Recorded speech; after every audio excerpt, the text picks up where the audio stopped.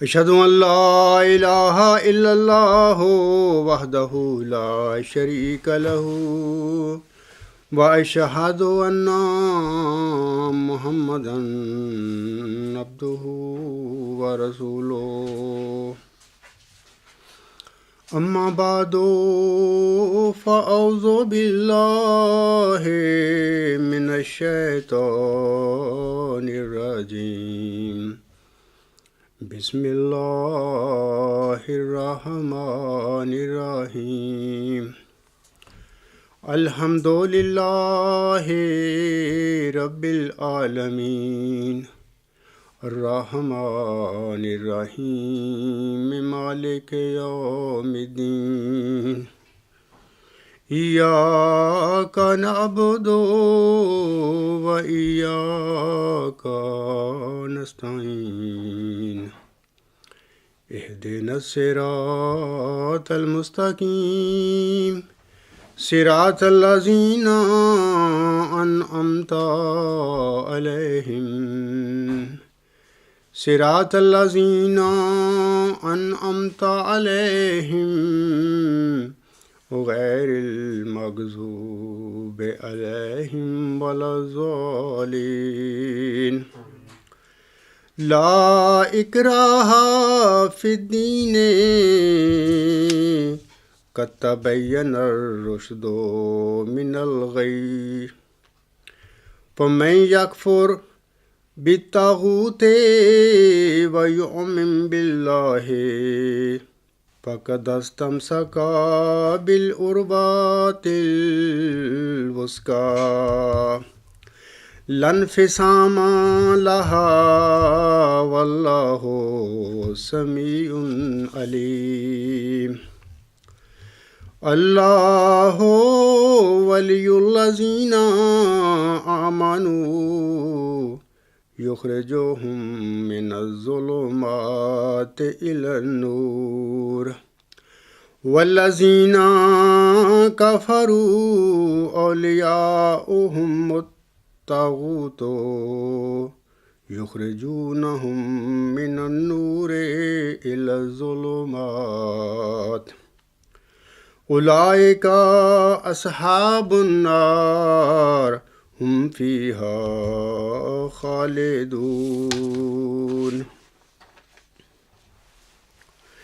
یہ سورۃ البقرہ کی آیات نمبر 257 اور 258 ہے، جس کی میں نے ابھی تلاوت کی ہے۔ ان آیات کے متعلق خاکسار بعد میں چند گزارشات آپ لوگوں کے آگے پیش کرے گا۔ اس وقت میں اپنے خطبہ کے موضوع کی طرف آتا ہوں۔ آج میرے خطبہ کا موضوع علوم کا نظریہ یعنی کانسیپٹ آف سائنسز ہے، لیکن سائنسز کی بات شروع کرنے سے پہلے آئیں ہم دیکھتے ہیں کہ فلسفہ کیا ہے اور اس کا موضوع کیا ہے۔ What is philosophy and what is its subject matter؟ یہ بات یاد رکھنے والی ہے کہ آج تک ماہرین فلسفہ کی تعریف کے متعلق متفق نہیں ہو سکے، اور اس طرح فلسفہ کی تعریف کا مسئلہ آج تک ایک متنازع مسئلہ چلا آ رہا ہے۔ فلسفہ کی تعریف اگر ایک مکتب فکر کے لیے قابل قبول ہے تو وہی تعریف دوسرے مکتبہ فکر والوں کے لیے قابل قبول نہیں۔ اگر فلسفہ کی کوئی تعریف دوسرے مکتبہ فکر کے نزدیک درست ہے تو یہ تعریف پہلے مکتبہ فکر کے لیے درست نہیں، وغیرہ وغیرہ۔ مثلا اگر ہم فلسفہ کی یہ تعریف کریں کہ یہ ایک مطلق العنان یا خود مختار ہستی کا علم ہے، یعنی it is a knowledge of the absolute, تو ایسی تعریف بھی بعض فلاسفروں کے نزدیک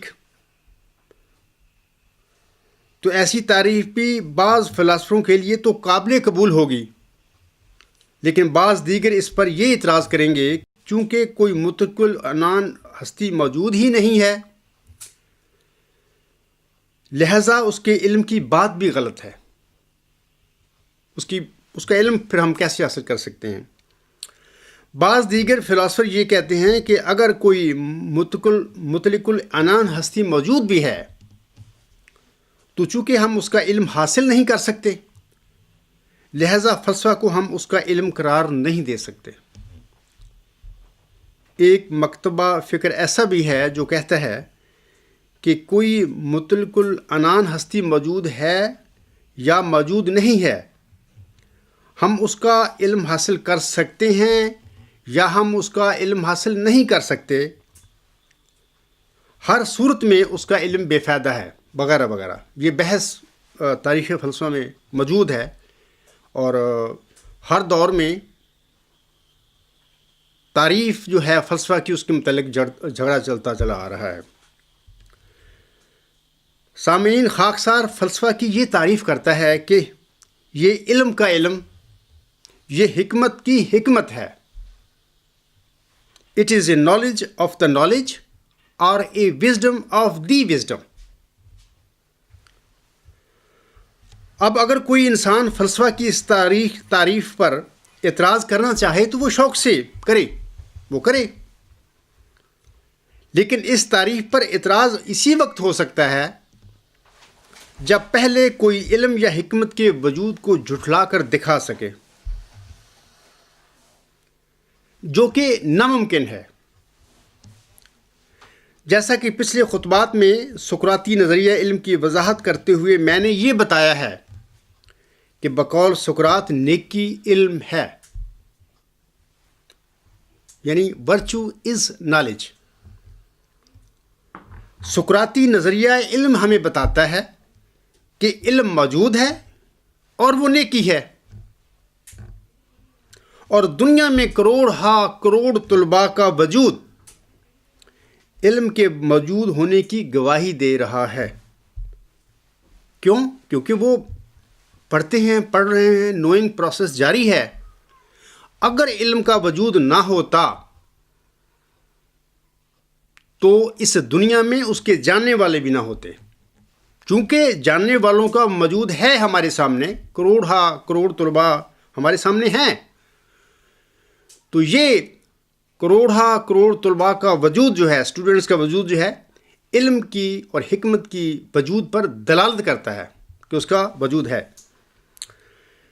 لہذا مجھے امید ہے کہ ہر حال میں سب کو فلسفہ کی اس تعریف سے، یعنی جو یہ عاجز کہہ رہا ہے کہ it is a knowledge of the knowledge, it is a wisdom of the wisdom, کو قبول کرنا پڑے گا انشاءاللہ تعالی۔ فلسفہ کی تعریف کے بعد ہم اگلے سوال پر غور کرتے ہیں کہ فلسفہ کا موضوع کیا ہے، what is its subject matter. واضح رہے کہ کائنات چونکہ علم یعنی دا نالج کا ظہور ہے، لہذا فلسفہ میں ہم کائنات کے کسی مخصوص حصے کا مطالعہ نہیں کرتے، بلکہ بحیثیت مجموعی دی نالج یا دی وزڈم کا مطالعہ کرتے ہیں۔ مثلا جب ہم نباتات یا حیوانات کا مطالعہ کرتے ہیں تو ہمیں صرف نباتاتی اور حیواناتی حقائق کا علم حاصل ہوتا ہے، لیکن برخلاف اس کے جب ہم علم دی نالج پر غور و فکر کرتے ہیں تو ہمیں ہر قسم کے مظاہر کا مطالعہ کرنا پڑتا ہے، اور اس کے بعد بالآخر ہم علم تک پہنچتے ہیں۔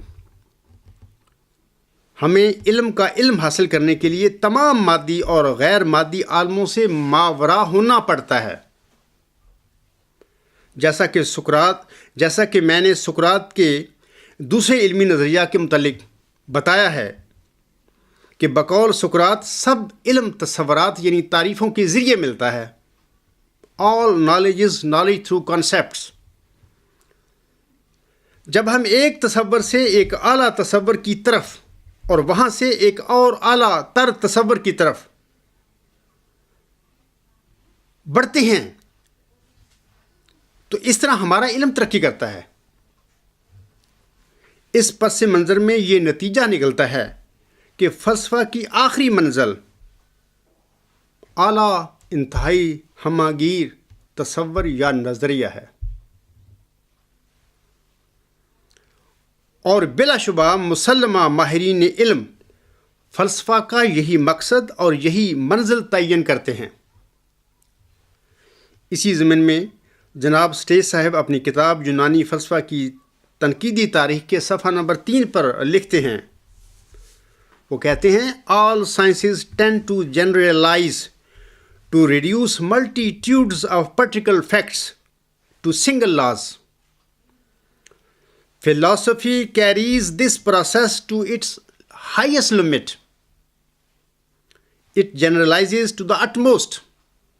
It seeks to view the entire universe in the light of the fewest possible general principles, in the light, if possible, of a single ultimate principle. ترجمہ اس کا یہ ہے کہ تمام سائنسز میں عمومیت کا رجحان، یعنی بے شمار انفرادی حقائق سے ایک عمومی قانون اخذ کرنے کا رجحان پایا جاتا ہے۔ فلسفہ اس عمل کو انتہا تک لے جاتا ہے۔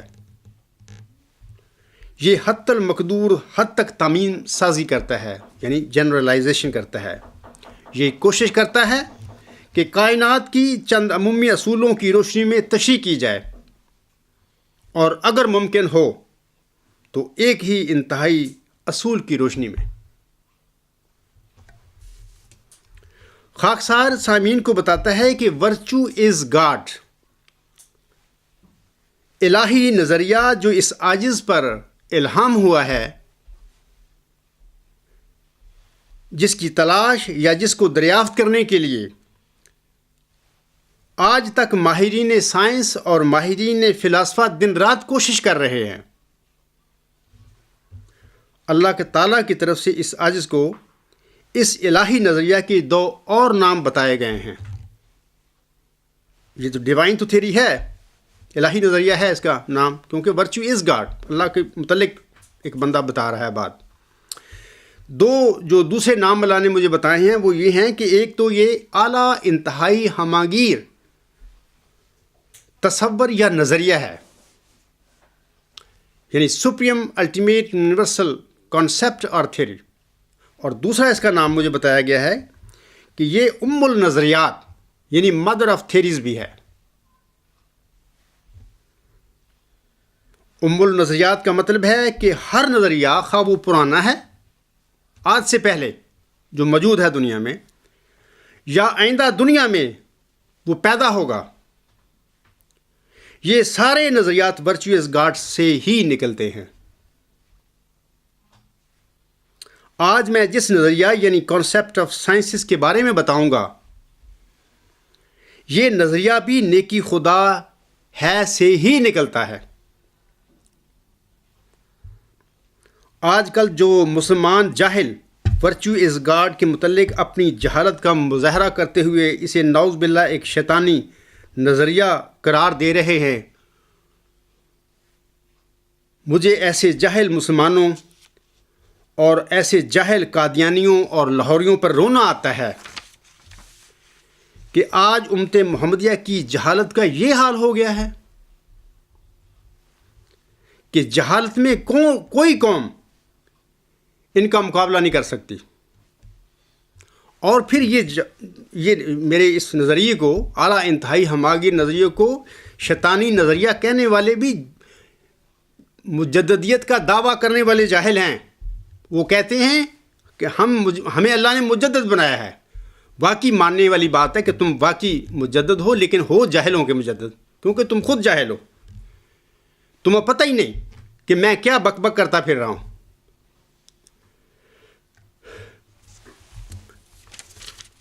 میں اپنے مسلمان بھائیوں سے اور احمدی بھائیوں سے عرض کرتا ہوں کہ دیکھو، جب ہم افلاطون کے جو 2 کتابیں ہیں، پرمانائڈس اور سوفسٹس ہیں، جب ہم اس کو پڑھتے ہیں، اس کے تھیوری آف آئیڈیا کی حقیقت جاننے کے لیے تو ہمیں بہت تلاش کرنی پڑتی ہے، بڑی مشکل سے ہمیں ایک تصور ملتا ہے افلاطون کے آئیڈیا کا ان دونوں کتابوں میں۔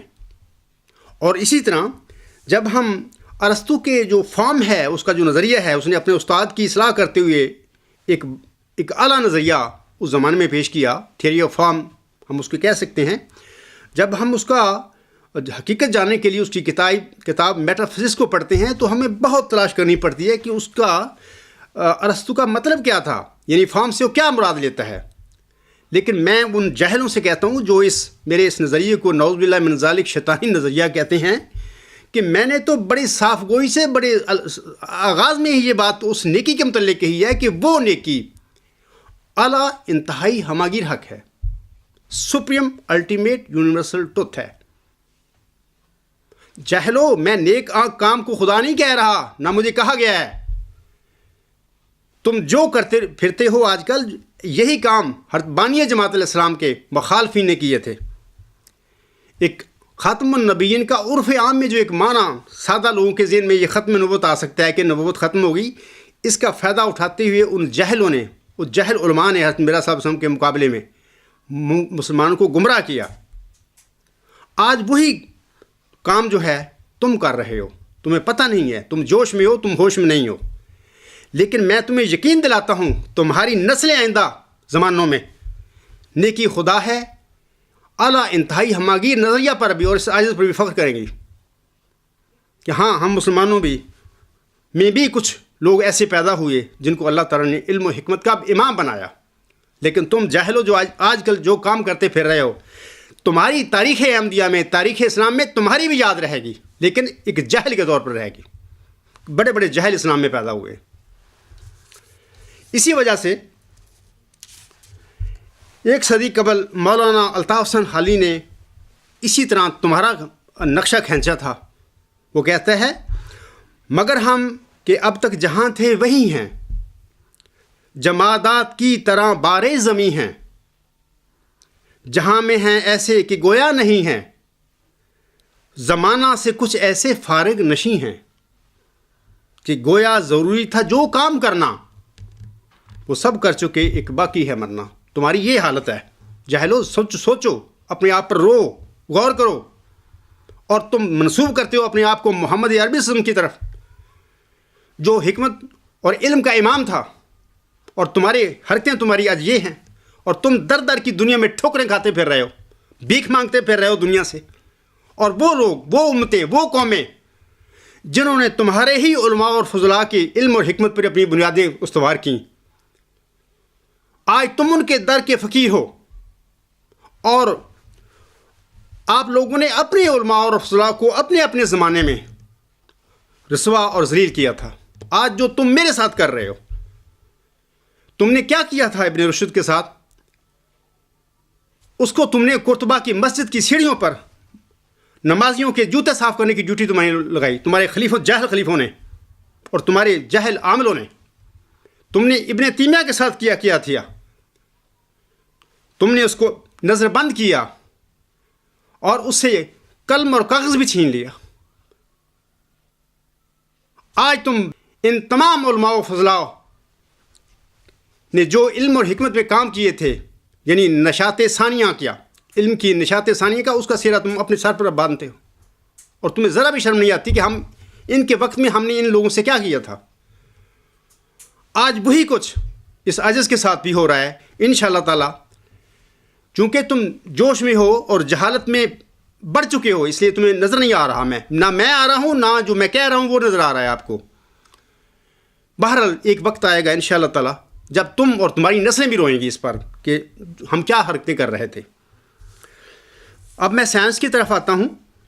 جہاں تک سائنس کا تعلق ہے تو مختصراً اس کی یہ تعریف کی جاتی ہے کہ یہ مظاہر کا فہم یا علم ہے.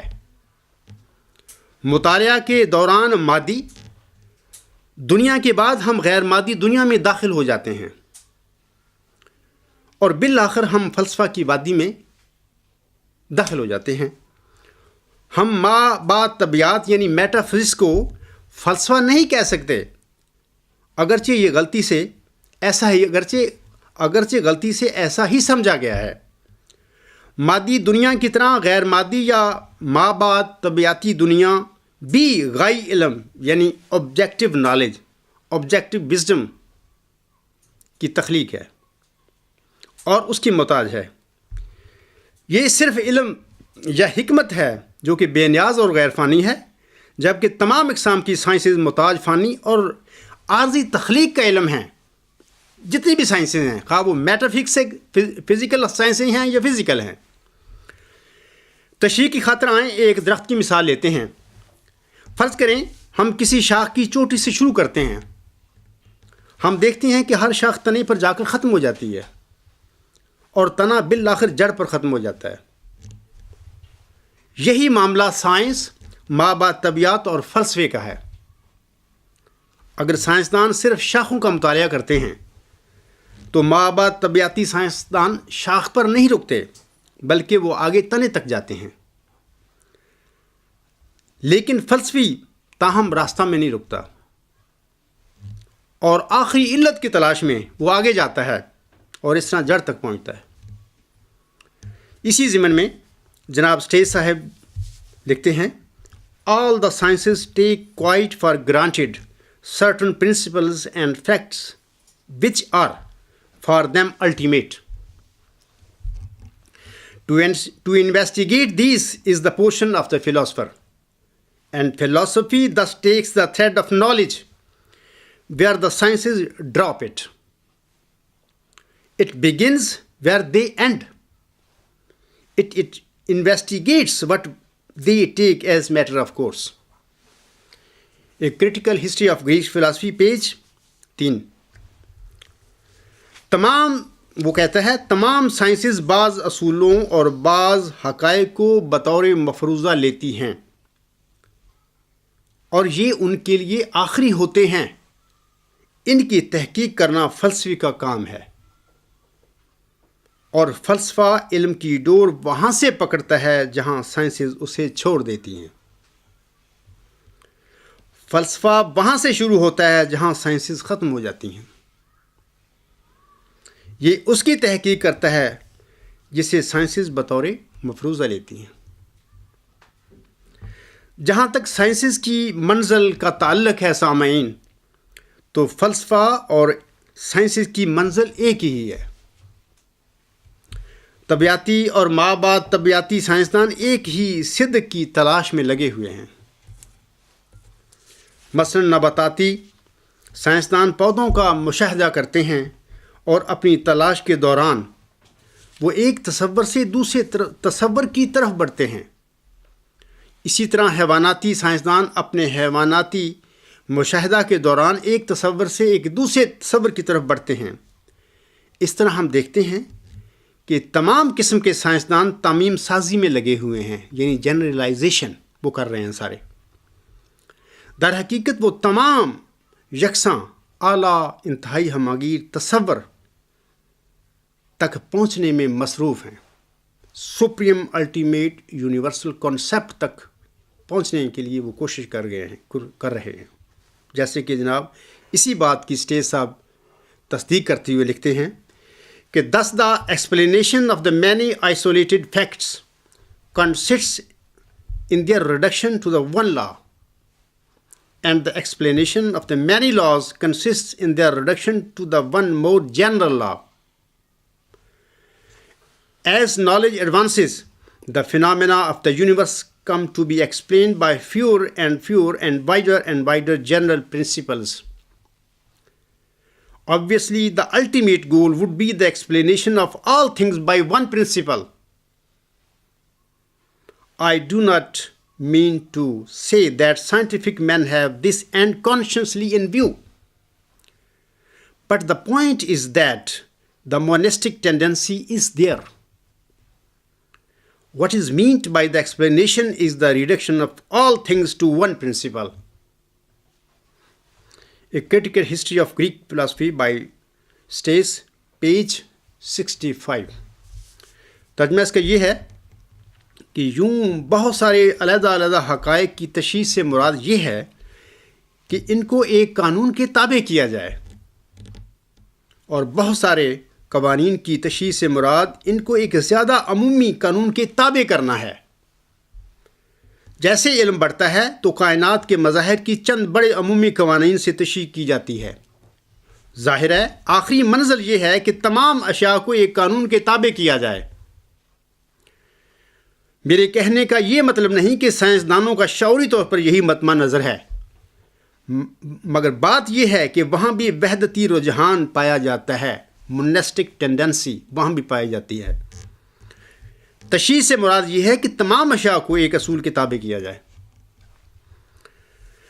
فلسفے اور سائنس کی ماہیت کا ذکر چھوڑتے ہوئے آئیں سائنسز کے تصور کی طرف بڑھتے ہیں۔ اب جو میں کانسیپٹ آف سائنسز جو ہے میں پیش کر رہا ہوں دنیا کے آگے اور ماہرین علم کے آگے، جیسے کہ میں نے اس کے متعلق پہلے کہا ہے کہ یہ بھی ورچوئس گاڈ سے نکلتا ہے، اس کی بنیاد بھی ورچوئس گاڈ ہے۔ یہ جو سائنسز کی جو یہ تصور ہے کانسیپٹ سائنسز، یہ سائنسز کی نوعیت اور ان کے دائرہ کار سے بحث کرتا ہے۔ یاد رکھیں کہ علم نے پوری کائنات کو ظہور دیا ہے۔ بعض لوگ یہ بھی سمجھے کہ یہ کیسے ہو سکتا ہے کہ علم نے کائنات کو ظہور دیا ہے، ان کے لیے نئی بات ہوگی۔ دراصل بات یہ ہے کہ یاد رکھیں کہ علم نے ہی دیا ہے، علم نے ہی سب کو ہمیں تخلیق کیا ہے، وہ علم ہی ہے، دا وزڈم ہے، دا نالج ہے وہ۔ جیسا کہ علم، دا نالج مکان اور زمان دونوں ہے، جیسا کہ میں پہلے بتا چکا ہوں۔ مختصراً یہ کہ علم مکانی اور زمانی دونوں پہلو رکھتا ہے، اسپیشل اینڈ ٹیمپورل رسپیکٹس۔ علم کی طرح اس کے مظاہر یعنی فینامنا بھی دونوں مکانی اور زمانی پہلو رکھتے ہیں۔ کائنات آگے طبیعتی اور ماں بعد طبیعتی مظاہر سے مرکب ہے۔ وہ سائنس جو ماں بعد طبیعتی مظاہر سے متعلق ہے غیر مادی یا ماں بعد طبیعتی سائنس کہلاتی ہے۔ ہم اس کو میٹا فزیکل سائنس کہہ سکتے ہیں، جبکہ وہ سائنس جو طبیعتی مظاہر سے متعلق ہے مادی یا طبیعتی سائنس کہلاتی ہے۔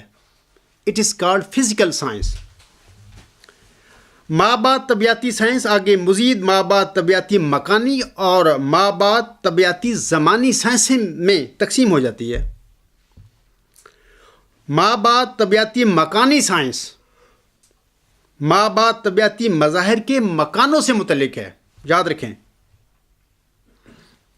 اس میں ماں بعد طبیعتی مخلوق کے اجسام اور ان کی روحوں کا مطالعہ ہوتا ہے، جبکہ ماں بعد طبیعتی زمانی سائنس ان مظاہر کے زمانوں سے متعلق ہے۔ مختصراً اس میں ماں بعد طبیعتی مخلوق کے با مقصد افعال کا مطالعہ کیا جاتا ہے۔ واضح رہے کہ یہاں ٹائم سے مراد مظاہر کے با مقصد افعال کا مطالعہ ہے۔ ٹائم کے متعلق نیکی کی ماہیت کے بیان میں خاکسار پہلے بیان کر چکا ہے کہ ٹائم کیسے پیدا ہوا ہے۔ یہاں ایک بار پھر عرض کرتا ہوں کہ نیکی کے 4 چہرے ہیں، جیسے کہ میں بتا چکا ہوں، اول، آخر، ظاہر اور باطن۔ نیکی کا پہلا چہرہ اول کے علاوہ فعل یعنی ایکشن کے معنی بھی دیتا ہے۔ ہر قسم کی حرکت اس میں آتی ہے۔ اسی طرح نیکی کا دوسرا چہرہ آخر یعنی دا لاسٹ، آخر کے علاوہ مقصد یعنی آبجیکٹ کی طرف بھی اشارہ کرتا ہے۔ جب نیکی کے یہ دونوں چہرے اول اور آخر آپس میں ملتے ہیں تو ان کے ملنے سے نیکی کا زمانی پہلو ٹیمپورل اسپیکٹ آف ورچو پیدا ہوتا ہے۔ نیکی کے زمانی پہلو کی طرح اس کے مظاہروں کے بھی زمانی پہلو ہیں، ٹیمپورل اسپیکٹس ہیں ان کے، اور ماں بعد طبیعتی زمانی سائنس مظاہر کے ان زمانی پہلوؤں کا مطالعہ ہوتا ہے۔ اس میں طبیعتی مظاہر آگے مزید 4 ذیلی اقسام میں تقسیم ہو جاتے ہیں سامعین۔ اس کے ساتھ ہی طبیعتی سائنس جو فزیکل سائنس ہے وہ بھی 4 اقسام میں تقسیم ہو جاتی ہے۔ Number 1 growth less science, number 2 growth able science, یا ہم اس کو بوٹینیکل سائنس بھی کہہ سکتے ہیں۔ نمبر 3 حیواناتی سائنس یا ارریشنل سائنس۔ نمبر 4 ذی عقل سائنسز یعنی ریشنل سائنسز، یا ہم ان کو ہیومن سائنسز بھی کہہ سکتے ہیں، یہ چوتھی قسم ہے فزیکل سائنس کی. اور میں اب مختصر ان چاروں اقسام پر تھوڑی سی بات کروں گا. مثال کے طور پر پہلا جو سائنس ہے قسم ہے وہ جماعتی سائنس، جماداتی سائنس ہے، گروتھ لیس سائنسز جو ہیں. یاد رکھیں کہ طبیعتی سائنس کی یہ ذیلی قسم جو ہے مادی مظاہر کے ان حصوں سے تعلق رکھتی ہے جن میں افزائش کا عمل نہیں ہوتا، مثلا پہاڑ، ریت، پانی، ہوا وغیرہ سب. مادی مظاہر کا زیادہ تر حصہ اس قسم کے مظاہر پر مشتمل ہے. جیسا کہ میں پہلے نیکی کی ماہیت کے حصے میں بیان کر چکا ہوں کہ آج تک یہی کہا گیا ہے کہ انسان اور حیوان اور درخت زندہ ہیں، جبکہ یہ جو گروتھ لیس فینامنا ہے یہ مردہ ہے. میں بتا چکا ہوں کہ نہیں، ایسی بات نہیں ہے. مجھے خبر دی گئی ہے، بتایا گیا ہے کہ یہ بھی زندہ ہیں، لیکن ان کی گروتھ لیس فینامنا کی زندگی کا معیار وہ نہیں جو انسانوں، حیوانوں اور یہ درختوں کا ہے. آگے میں بتاتا ہوں آپ لوگوں کو کہ جیسے کہ پہلے بیان کیا جا چکا ہے کہ ہر مظہر کا اس کے مکانی اور زمانی پہلوؤں کی روشنی میں مطالعہ کیا جاتا ہے. اس طرح جماداتی سائنس آگے مزید دو اقسام میں بٹ جاتی ہے، یعنی جماداتی مکانی اور جماداتی زمانی سائنسز. جماداتی مکانی سائنس میں کس کا مطالعہ ہوتا ہے میں پہلے بتا چکا ہوں، اور جماداتی مکانی جو سائنسز ہیں اور جو جماداتی زمانی سائنسز ہیں اس کے متعلق میں بتا چکا ہوں کہ اس دائرہ میں کس کا مطالعہ ہوتا ہے. اچھا، دوسرا ہے نباتاتی سائنس جو ہے، اس کی دوسری قسم جو ہے میں نے بتائی ہے، یہ گروتھیبل یا بوٹینیکل سائنس. جیسے کہ اصطلاح جو گروتھیبل ہے اس سے ظاہر ہوتا ہے کہ طبیعتی سائنس کی یہ ذیلی قسم مادی مظاہر کے ان حصوں سے تعلق رکھتی ہے جن میں افزائش کا عمل پایا جاتا ہے، گرو کرتے ہیں جو، مثلا نباتات وغیرہ. یہ نباتاتی سائنس آگے مزید نباتاتی مکانی اور نباتاتی زمانی سائنس میں بڑھ جاتی ہے. نباتاتی مکانی سائنس نباتاتی مظاہر کی مکانی سچائیوں سے متعلق ہے، جبکہ نباتاتی زمانی سائنس ان کی زمانی سچائیوں سے بحث کرتی ہے. نمبر 3، حیواناتی یا بے عقل سائنس، ارریشنل سائنس جو ہے، تیسری جو قسم ہے. بے عقل سے مراد ہیں وہ جو عقل سے محروم ہیں. سادہ سی بات ہے، مثلا حیوانات وغیرہ سب کچھ ان کے پاس بھی حواس خمسہ ہیں، لیکن انسانوں اور ان میں یہ فرق ہے کہ ان میں عقل نہیں ہے. انسان کو اللہ نے عقل کی دولت سے نوازا ہے. حیواناتی سائنس نباتاتی سائنس کی ایک ڈیولپڈ شکل ہے، اور نباتاتی سائنس جماداتی سائنس کی ایک ڈیولپڈ شکل ہے. حیواناتی سائنس آگے مزید حیواناتی مکانی اور زمانی سائنسز میں بٹ جاتی ہے. حیواناتی مکانی سائنس حیوانات کی مکانی سچائیوں سے بحث کرتی ہے، جبکہ حیواناتی زمانی سائنس کے تحت ان کی زمانی سچائیوں کا مطالعہ کیا جاتا ہے. نمبر 4، چوتھی جو قسم ہے انسانی یا ذی عقل سائنس، ہیومن اور ریشنل سائنس. یہ چوتھی قسم ہے. ذی عقل سے مراد ہے وہ جن کو عقل کی دولت دی گئی ہے، یعنی بنی نوع انسان. ذی عقل سائنس کے تحت بنی نوع انسان کا مطالعہ کیا جاتا ہے. یہ سائنس آگے مزید ذی عقل مکانی اور ذی عقل زمانی سائنسز میں بٹ جاتی ہے. ذی عقل مکانی سائنسز کے تحت ذی عقل مظاہر یعنی انسانوں کی مکانی سچائیوں کا مطالعہ کیا جاتا ہے، جبکہ ذی عقل زمانی سائنس کے تحت ان کی زمانی سچائیوں کا مطالعہ ہوتا ہے. جماداتی، نباتاتی، حیواناتی اور ذی عقل مکانی اور زمانی سائنسز کے دائروں میں آگے مزید متعلقہ سائنسز جنم لیتی ہیں جو کہ بالترتیب ان کی مکانی اور زمانی سچائیوں سے بحث کرتی ہیں. ان کو ہم متعلقہ ذیلی اقسام کی سسٹر سائنسز کہہ سکتے ہیں. ذی عقل یا انسانی زمانی سائنس کے تحت یاد رکھیں سامعین، اخلاقی اور سماجی سائنسز کا مطالعہ کیا جاتا ہے۔ کوئی انسان سوال کر سکتا ہے کہ یہ اخلاقی اور سماجی سائنسز کیا ہیں؟ یا بالفاظ دیگر نوع انسان کی زمانی سچائیوں سے کیا مراد ہے؟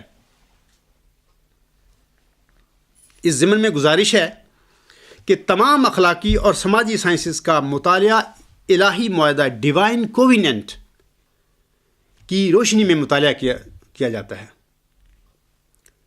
اور یہ الہی معاہدہ کیا ہے؟ What is divine covenant? انشاءاللہ تعالیٰ میں اگلے خطبہ جمعہ میں اس پر روشنی ڈالوں گا کہ یہ الہی معاہدہ کیا ہے۔ اب آخر میں خاکسار سورت البقرہ کی آیات 257 اور 258 کے متعلق کچھ عرض کرنا چاہتا ہے۔ ان آیات میں اللہ تعالیٰ فرماتا ہے، دین میں کوئی جبر نہیں ہے، یقیناً ہدایت گمراہی سے کھل کر نمایاں ہو چکی ہے، پس جو کوئی شیطان کا انکار کرے اور اللہ پر ایمان لائے تو یقیناً اس نے ایک ایسے مضبوط کڑے کو پکڑ لیا جس کا ٹوٹنا ممکن نہیں ہے، اور اللہ بہت سننے والا اور بہت علم والا ہے۔ اللہ ان لوگوں کا دوست ہے جو ایمان لائے، وہ ان کو اندھیروں سے نکال کر نور کی طرف لاتا ہے، اور وہ لوگ جنہوں نے کفر کیا ان کے دوست شیطان ہیں، وہ ان کو نور سے اندھیروں کی طرف لاتے ہیں۔ یہی لوگ آگ والے ہیں اور وہ اس میں لمبا عرصہ رہیں گے۔ سامعین، یاد رکھیں کہ دین اسلام میں کسی بھی قسم کے جبر کی کوئی گنجائش نہیں ہے۔ آپ کو معلوم ہونا چاہیے کہ ہم جو دین ہمارے لیے لائے ہیں، اس کی جو کتاب ہے، اللہ تعالیٰ نے دینی اسلام میں کیا اللہ نے حق ہی نہیں دیا کسی انسان کو کہ وہ دوسرے لوگوں پر جبر کرے۔ لوگوں کو آزادی ضمیر کے حق سے کسی طرح بھی محروم نہیں کیا جا سکتا۔ میں قادیانی احمدیوں سے کہتا ہوں کہ ہمارے ایک مرحوم خلیفہ رابع صاحب اپنے 5 دسمبر 1985 کے خطبہ جمعہ میں فرماتے ہیں آزادی ضمیر کے متعلق کہ دین میں انسان جبر کر سکتا ہے یا اس کو نہیں کرنا چاہیے، اور میں سمجھتا ہوں بڑی خوبصورت انہوں نے آزادی ضمیر کے بارے میں باتیں کہی ہیں۔ لیکن مجھے افسوس ہوتا ہے کہ جب اسی جماعت میں جس کے وہ خلیفہ بھی تھے سب سے زیادہ جبر لوگوں پر دین کے معاملے میں ان پر کیا جاتا ہے۔ وہ کیا کہتے ہیں اپنے 5 دسمبر 1985 کے خطبہ جمعہ میں؟ وہ کہتے ہیں کہ ہر شخص اپنی سوچوں اور اپنے ایمان میں آزاد ہے، کوئی حق نہیں ہے کسی کا کہ کسی کی سوچ پر اور اس کے ایمان پر، اس کے نظریات پر کسی قسم کی قدغن لگائے اور جبراً ان کو تبدیل کرنے کی کوشش کرے۔ یہ جو اعلان ہے یہ اسلام کے لیے نہیں ہے۔ بڑی جہالت ہے اگر اسے یہ سمجھا جائے کہ صرف اسلام کی خاطر ہے۔ یہ تو آزادی ضمیر کا جہاد ہے، شرف انسانی کو قائم کرنے والا جہاد ہے۔ اس کا مطلب یہ ہے کہ انسان حق نہیں رکھتا کہ کسی اور انسان کے نظریات کو اور اس کے خیالات کو، اس کی سوچوں کو تبدیل کرے زبردستی، یا اس پر جبر کے تالے لگا دے اور اس کو ان سوچوں کے اظہار کا حق نہ ہو۔ اب دیکھو افسوس سے جماعت احمدیہ قادیان میں کیا ہے؟ کسی انسان کو آزادی ضمیر کا حق ہے اس سسٹم میں، اس جماعت میں؟ یہ جماعت احمدیہ قادیان کا چوتھا خلیفہ کہہ رہا ہے آزادی ضمیر کے متعلق، جو میں پڑھ رہا ہوں اس وقت۔ آگے وہ کہتا ہے تو یہ دوسرا جہاد کا پہلو یہ تھا، آپ نے یہ فرمایا، اور قرآن کریم اس مضمون کو کثرت سے بیان کرتا ہے۔ یہ حوالہ قرآن کریم کا بھی دے رہے ہیں کہ صرف یہ نہیں کہ انسان کو خود اپنی سوچوں میں آزادی نصیب ہے، بلکہ اس کو یہ بھی حق حاصل ہے کہ جو وہ سوچتا ہے، جو وہ دیکھتا ہے، جو وہ سمجھتا ہے، اسے دوسروں سے بیان کرے، اور اس کا نام بلاغ ہے، پہنچانا۔ جب وہ بیان کر دے تو پھر لستہ علیہم بے مسیطر کا مضمون شروع ہو جاتا ہے، بیان کرنا مبین طریق پر، کھول کھول کر، یہ تو فرض ہے ہر انسان کا، اس کا حق ہے، لیکن جبر کو اس میں دخل نہیں ہوگا، کسی قسم کے جبر کی اجازت نہیں ہوگی۔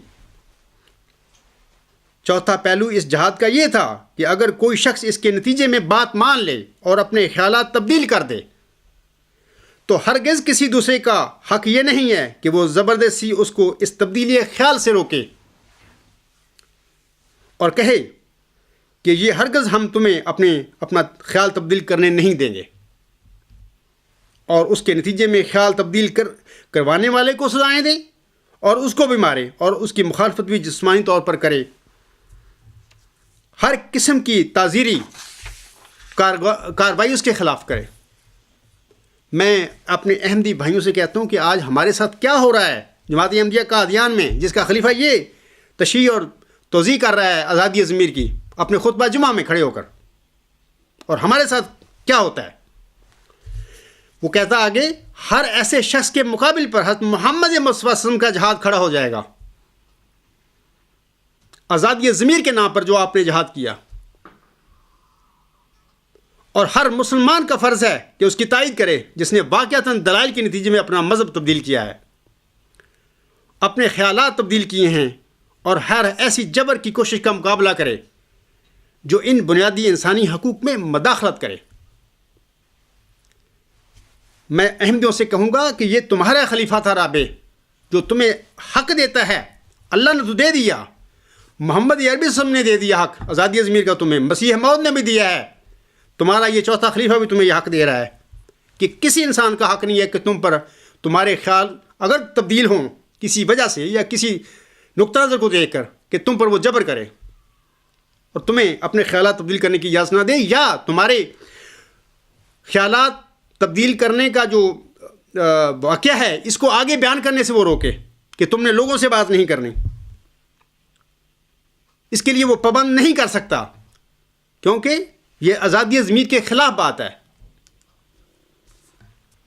میں امید کرتا ہوں کہ جماعت احمدیہ قادیان کے عہدیدار اپنے مرحوم خلیفہ جناب خلیفہ رابع صاحب کے مذکورہ بالا الفاظ کا احترام کرتے ہوئے احمدیوں کے آزادی ضمیر کے حق میں دخل اندازی نہیں کریں گے، اور نہ کرنی چاہیے انہیں۔ میں آپ لوگوں کو مثال دیتا ہوں، فرض کر لیں جب حضرت صلی اللہ علیہ وسلم مکہ میں بطور نبی اللہ مبعوث ہوئے تو یاد رکھیں کہ اس وقت خانہ کعبہ بتوں سے 360 بتوں سے اٹا پڑا تھا۔ خانہ کعبہ کی وجہ سے مکہ اہل عرب کا دینی مرکز تھا، ہر سال ہزارہ لوگ حج اور طواف کرنے کے لیے مکہ آتے تھے۔ اس وقت مکہ کے لوگ قبائلی سسٹم میں جکڑے ہوئے تھے، اور ان کا لیڈر اس وقت عمرو بن حشام تھا جس کا لقب ابو الحکم تھا وہاں پہ مکہ میں۔ ایسی منظم قبائلی سوسائٹی میں اللہ تعالیٰ نے مکہ کے مشروں کی ہدایت کے لیے اپنے بندے حضرت محمد مصطفیٰ صلی اللہ علیہ وسلم کو رسول بنا کر بھیجا ان کی طرف۔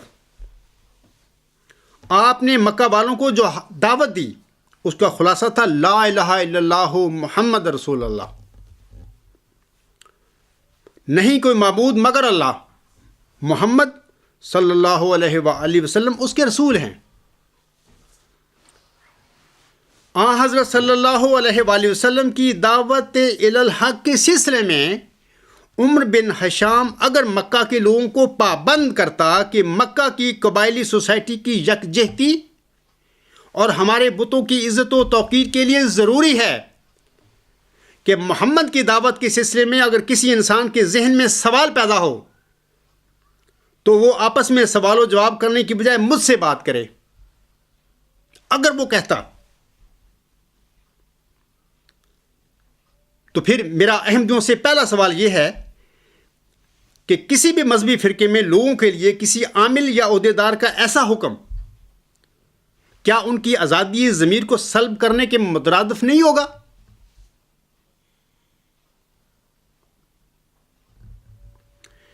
میں سمجھتا ہوں کہ ایسا ہر حکم یقیناً آزادی ضمیر کی سلبی کے مترادف ہے، یعنی ایک چیز کو صاف نہیں کہا گیا کہ ہم تم سے آزادی ضمیر کا حق چھینتے ہیں، بلکہ ایک طریقے سے اس کو پابند کر دیا گیا۔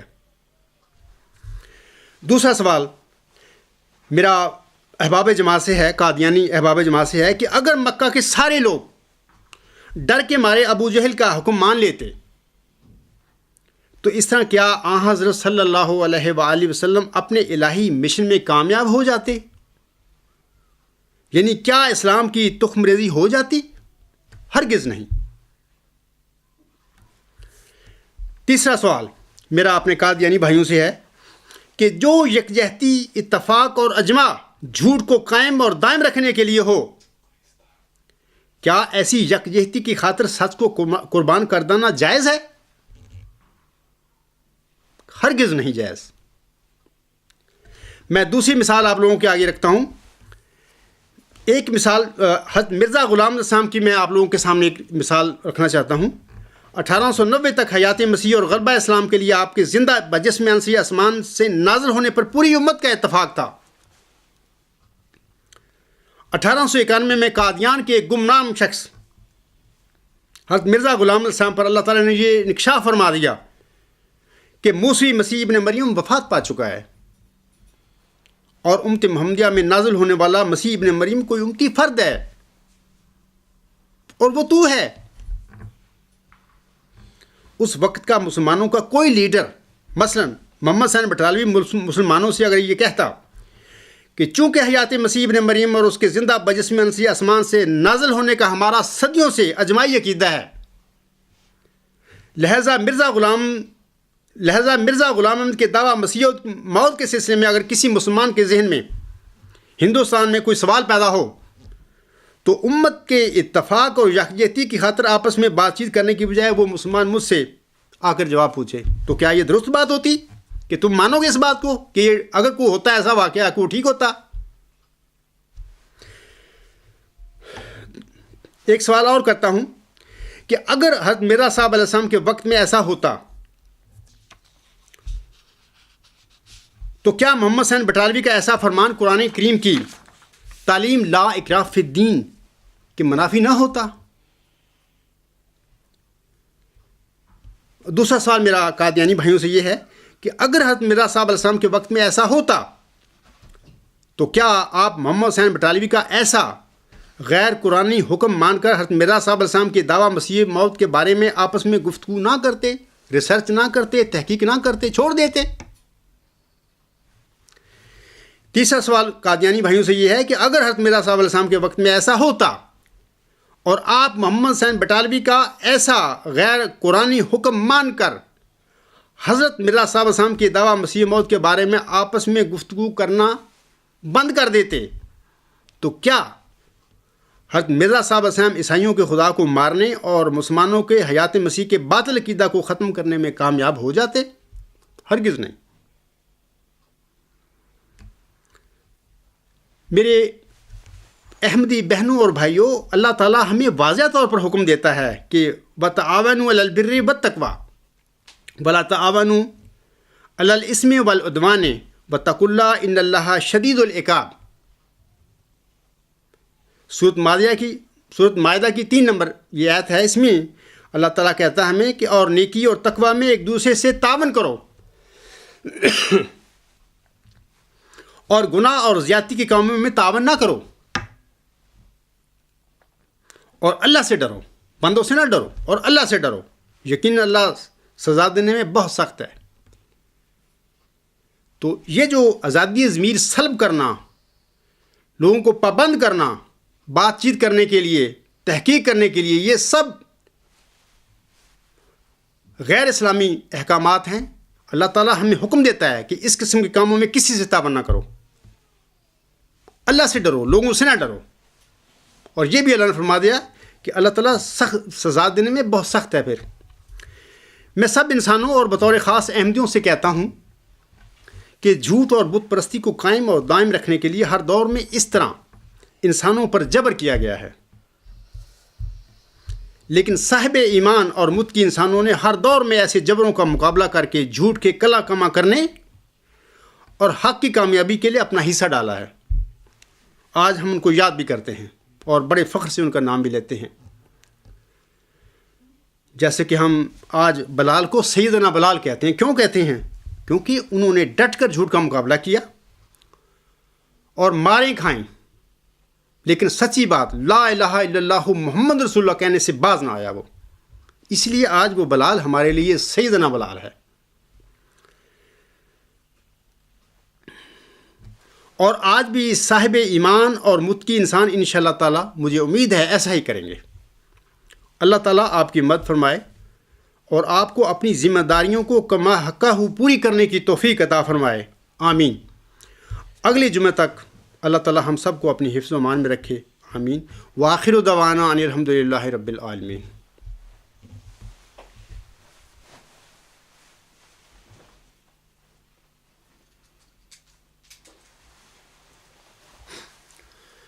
الحمد للہ نحمدہ ونستعینہ ونستغفرہ ونؤمن بہ ونتوکل علیہ ونعوذ باللہ من شرور انفسنا ومن سیئات اعمالنا من یہدہ اللہ فلا مضل لہ ومن یضللہ فلا ہادی لہ ونشہد ان لا الہ الا اللہ ونشہد ان محمدا عبدہ ورسولہ. عباد اللہ رحمکم اللہ ان اللہ یامر بالعدل والاحسان وایتاء ذی القربی وینہی عن الفحشاء والمنکر والبغی یعظکم لعلکم تذکرون. اذکروا اللہ یذکرکم وادعوہ یستجب لکم ولذکر اللہ اکبر.